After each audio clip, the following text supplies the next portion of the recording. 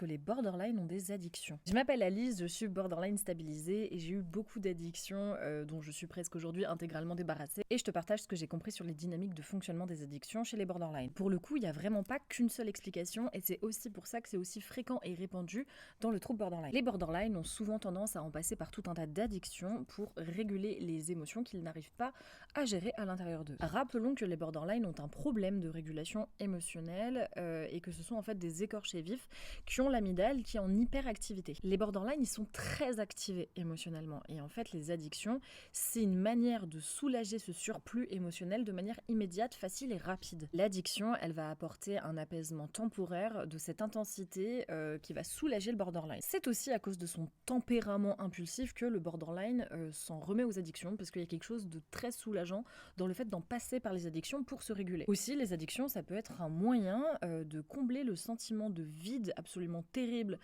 qu'éprouve le borderline dans son quotidien. Ça va permettre de faire face au malaise constant qui tourne à l'intérieur de lui. Ça peut être aussi par autodestruction que le borderline en passe par des addictions, que ce soit pour s'auto-saboter ou pour fuir quelque chose qui le dérange. Et dans certains cas, les addictions vont aussi occuper une fonction d'automédicamentation chez les borderline. Ça va par exemple lui servir à apaiser ses idées noires, ses anxiétés, etc. Comme vous le voyez, c'est multifactoriel en réalité et il peut y avoir une ou plusieurs de ces raisons qui rentrent en jeu. Mais je pense ne rien vous apprendre en vous disant que ce sont des solutions qui sont superficielles et qui ne règlent en aucun cas le problème de fond. Pour autant, je pense que ça reste important de comprendre pourquoi est-ce que les borderline ont des addictions.